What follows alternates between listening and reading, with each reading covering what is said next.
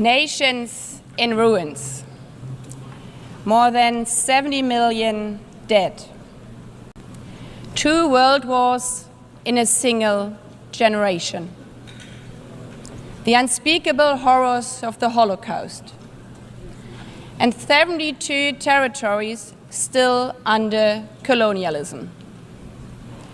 This was our world 80 years ago.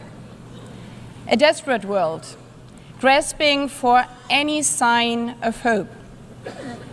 Courageous leaders gave that hope through our Charter of the United Nations. When signed on 26 June 1945, it was more than yet another empty political declaration. It was a promise from leaders to their people and from nations to one another that humanity had learned from its darkest chapters. It was a pledge not to deliver us to heaven, but to never again be dragged into hell by the forces of hatred and unchecked ambition. An acknowledgement that our failures came not from a lack of power, but from complacency. And the strong belief that our world could be better, that we could be better together. In the darkest moments of history, our grandmothers and grandfathers had the humility, grace, and I dare to say good sense to put aside their differences, their self-interest and their resentments, and to agree to work together. When faced with a crossroads, they chose the right path, the path of hope. But hope is not blind optimism. It's not the guarantee that everything will work out. It's a deep belief that we are doing the right thing, regardless of whether we succeed. Today, the hours indeed feel dark once again.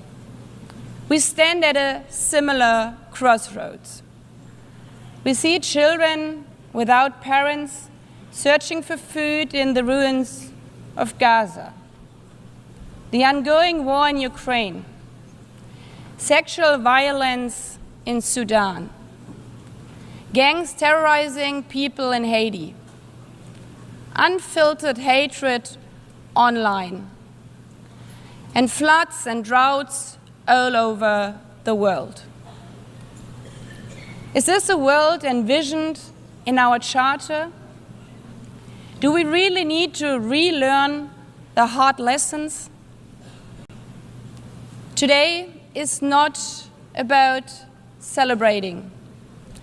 It's about remembering those hard lessons and drawing on the courage to once again agree, to find hope instead of resignation, to find the spirit from 80 years ago once again, to choose the right path, not because of any guarantee, but because of the conviction that it's the right thing to do. Mr. Secretary General, Excellencies, Heads of States, ladies and gentlemen, allow me to thank the artists, especially the young artists, for their wonderful performance, which have set the tone for our event.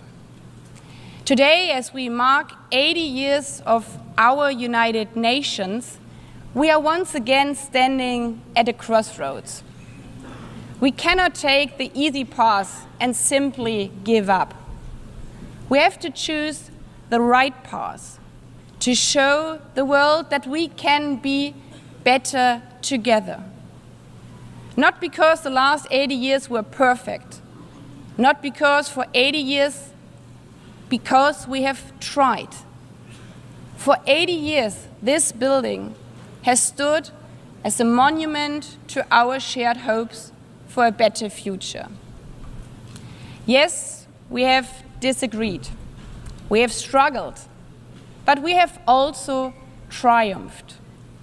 For 80 years, this institution has driven progress on sustainable development, peace and security, and human rights.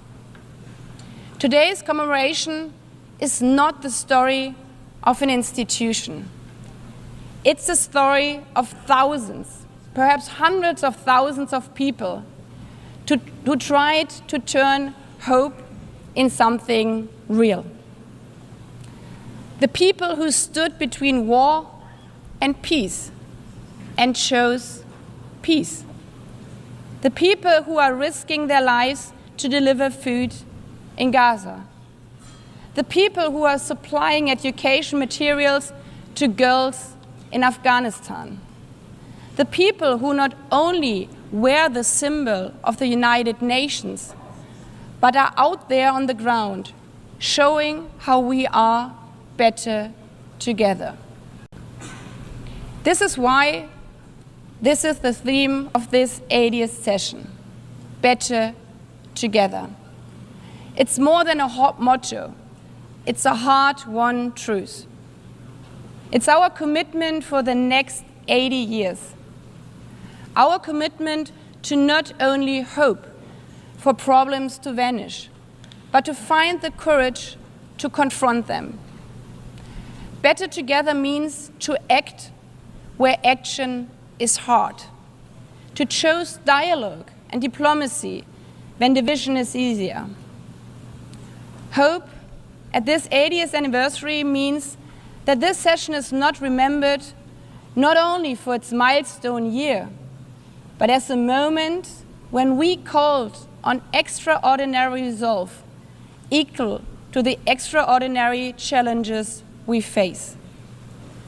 We owe this to the people, to the men and women, boys and girls who are not giving up, even in the darkest hours of war, who look still to the streaming blue flag for hope, the flag of our United Nations. Not perfect, not finished, but always better together.